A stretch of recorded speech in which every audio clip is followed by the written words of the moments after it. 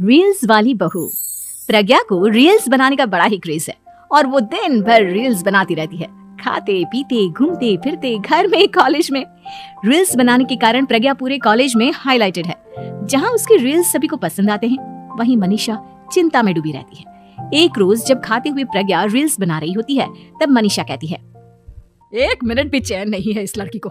ये नहीं कि खाना तो आराम से खा ले, लेकिन नहीं, अरे थोड़ी देर रील्स नहीं बनाओगी तो आसमान नहीं टूट पड़ेगा। अरे मम्मी, इसी को तो कहते हैं डिटर्मिनेशन। तुम नहीं समझोगी ये सब। भगवान, इस लड़की को सद्बुद्धि दे। जब देखो तब टेढ़ा बाका मुंह बनाती रहती है। मनीषा की बात का प्रज्ञा पर जरा भी असर नहीं होता और वो खाते खाते रील्स बनाती रहती है। दिन बीतने लगते हैं और देखते देखते प्रज्ञा का कॉलेज भी खत्म हो जाता है। आए दिन कोई ना कोई मनीषा को प्रज्ञा की शादी करवाने का सुझाव दे जाता है। सब ठीक ही कहते हैं, प्रज्ञा की शादी कर देनी चाहिए। अपने घर के काम काज में व्यस्त हो जाएगी तो खुद ही ये रील्स और नाच गाना बंद हो जाएगा। मनीषा और प्रेम प्रज्ञा के लिए एक अच्छा लड़का ढूंढने लगते हैं और तभी विकी का रिश्ता प्रज्ञा के लिए आता है, जिसने प्रज्ञा को उसकी रील्स देखकर पसंद कर लिया था। अगले दिन विकी अपने माता पिता के साथ प्रज्ञा के घर पहुंच जाता है और प्रज्ञा साड़ी पहने हाथों में चाय की ट्रे लिए उनके सामने आती है। जब विकी को पसंद है तो हमें भी बहू पसंद है। बहन जी, आप बारात की तैयारी कीजिए। एक बार लड़का लड़की अकेले में बात कर ले तो अच्छा रहेगा। हाँ हाँ, क्यों नहीं। मनीषा विकी को प्रज्ञा के कमरे में भेजती है, जहाँ प्रज्ञा पहले से ही रील्स बना रही होती है। तभी विकी कहता है, आ गए आपके साजन जी। हमारे साथ ये रील्स कंप्लीट करती तो और भी अच्छा रहता। अच्छा जी, अब आ ही गए हैं तो बना ही लेती हूँ आपके साथ। दोनों मिलकर रील्स बनाते हैं। जब वी मीट और तुरंत पोस्ट भी कर देते हैं। फिर विकी कहता है, जब आप साड़ी में चाय लेकर आई तब मुझे लगा कि कहीं मैं गलत घर में तो नहीं आ गया। अब सही है। दोनों की शादी पक्की हो जाती है और शादी के दिन भी प्रज्ञा रील्स बनाने से चुकती नहीं, यहाँ तक कि बारात के समय भी नाचते हुए रील्स बनाती है। सभी लोग प्रज्ञा की तारीफ के पुल बांध देते हैं और प्रज्ञा नाचती गाती अपने ससुराल चली जाती है। सब कुछ अच्छा चल रहा होता है। प्रज्ञा यहाँ भी दिन भर हर चीज की रील्स बनाती रहती है। लेकिन कुछ दिनों के बाद जब सुनीता कहती है, बहू, ये रील्स के साथ साथ कुछ काम भी कर लिया करो। वैसे तुझे और क्या क्या बनाना आता है? मम्मी जी, वैसे तो सब कहते हैं कि मैं सब कुछ अच्छा बनाती हूँ, लेकिन मुझे लगता है कि मैं मैगी अच्छा बना लेती हूँ। हाँ, कॉफी भी अच्छा बना लेती हूँ और मुंह तो सबसे अच्छा बना लेती हूँ। हैं? अच्छा अच्छा। सुनीता अपना माथा पकड़ लेती है और कहती है, बहू, कुछ खाना बनाना भी सीख लेती। मम्मी जी, मैं लंबी प्लानिंग कर रही हूँ। जल्दी ही मैं इतनी फेमस हो जाऊंगी कि मुझे पैसे मिलने लगेंगे। हम दोनों सास बहू राज करेंगे, राज। नौकर काम करेंगे और लोगों की तो लाइन लगेगी हमसे मिलने के लिए। तेरा दिमाग खराब हो गया है क्या बहू?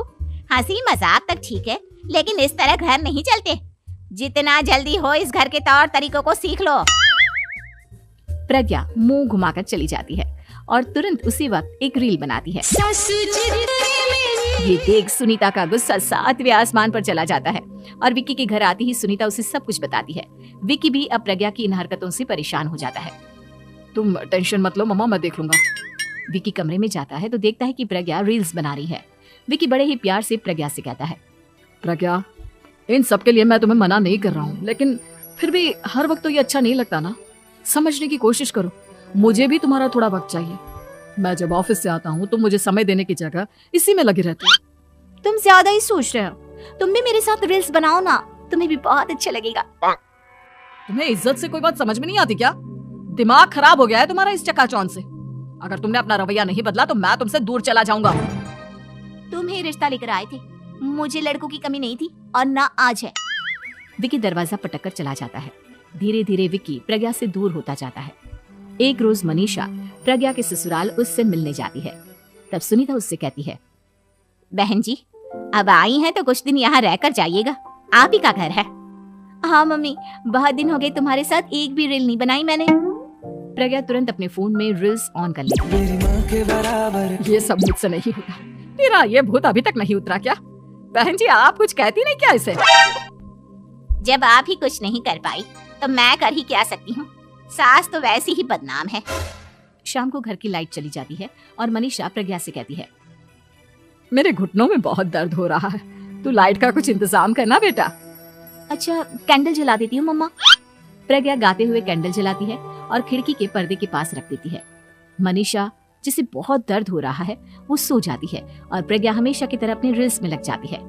उधर कैंडल की वजह से पर्दा आग पकड़ लेता है और मनीषा के कमरे में आग लग जाती है। बचाओ, कोई है, बचाओ। सभी भागते हैं और विकी कमरे की आग बुझाने में लग जाता है, लेकिन तब तक मनीषा आधी जल चुकी थी। मनीषा की हालत देख प्रज्ञा रोने लगती है। विकी मनीषा को तुरंत हॉस्पिटल ले जाता है और उसे एडमिट कराता है। विकी प्रज्ञा से कहता है, देख लिया ना, तुम्हारे इस नाच गाने की वजह से आज तुम्हारी माँ की जान जाते जाते रह गई। अब पता नहीं तुम और क्या चाहती हो। उधर डॉक्टर कहते हैं, इनकी हालत बहुत नाजुक है, आधे से ज्यादा जल चुकी है। प्रज्ञा रोती हुई मंदिर में जाती है और भगवान के आगे जाकर कहती है, भगवान मेरी माँ को ठीक कर दो, मैं कसम खाती हूँ हाथ से ये रील्स बनाना छोड़ दूंगी, बस मुझे मेरी माँ वापस मिल जाए। 2 दिन बीत जाते हैं और मनीषा खतरे से बाहर आ जाती है। पेशेंट अब ठीक है, आप लोग उनसे मिल सकते हो। सब कोई मनीषा से मिलता है और प्रज्ञा सबके सामने अपना फोन तोड़ देती है। मुझे माफ कर दो मम्मा, मैंने तुम लोगों की बातों को नजरअंदाज किया। बेटा कोई भी चीज जरूरत से ज्यादा खराब है। मैंने तुम्हें रील्स बनाने से कभी मना नहीं किया, लेकिन हर वक्त एक ही चीज तो सही नहीं है। मैं समझ गई हूँ मम्मा, आई एम सॉरी। प्रज्ञा उस दिन से रील्स बनाना छोड़ देती है और पूरी तरह से अपने घर में लग जाती है।